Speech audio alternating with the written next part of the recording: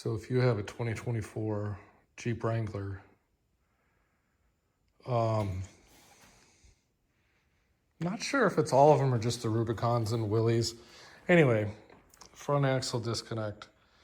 This thing had a plate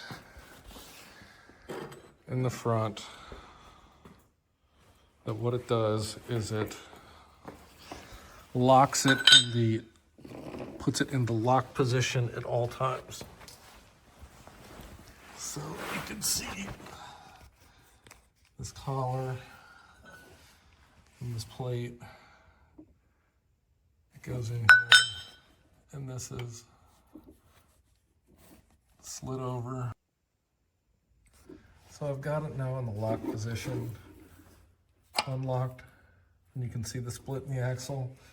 With it unlocked, the axle is free to spin, and that means your drive shaft and everything won't spin.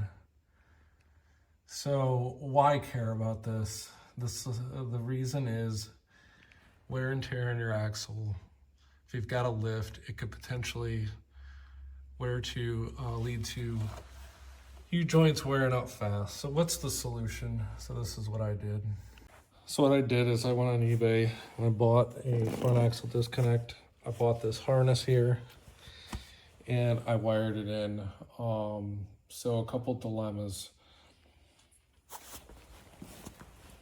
This thing needs, so this is the wiring. So if you're looking at this plug from the back side, number one, going from left to right, needs positive. Number two, needs a ground to trigger the motor to work. Number three is a light. I got to double check that and see if it actually works. It's supposed to send back a signal to the module when it's normally installed from Jeep. And then number four is a battery ground. So essentially all you really need is a positive, a negative, and a ground.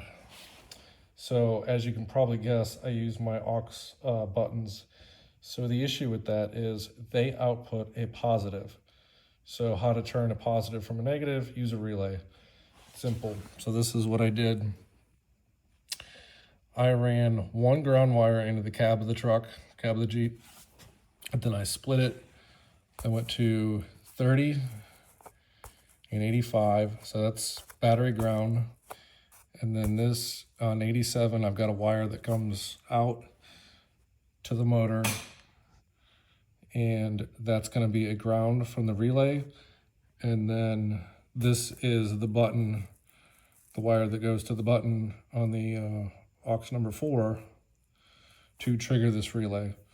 So essentially it's getting ground all the time. Once the positive reaches this and the coil engages the relay, the ground goes through here and goes to the motor, and voila, you have it working. I'm going to wire in a light. I'll try to put that into the video. But here's the inside of what I did. I'll show you that it works. So it's not cleaned up yet, but here's my relay. I was going to put this out in the engine bay, but I decided to put it in here. I don't know. Anyway, if you're looking for these aux wires, they're down under here, up in this area, zipped up. And just be careful, because the diagrams on the internet are wrong, or the colors on the internet are wrong. This is number 4, this blue pink, and then this pink, it looks all pink to me, is the battery on all the time. So that's how I'm getting my positive, and then the rest of these I'm just not going to use. They do have, out in the engine bay, they do have just the 4. Focus. But it is what it is. This is the way I decided to do it. There's a million different ways to do this. It'd be really nice if Jeep just sent them from the factory. So anyway, I'm gonna turn the Jeep on. So we can see it's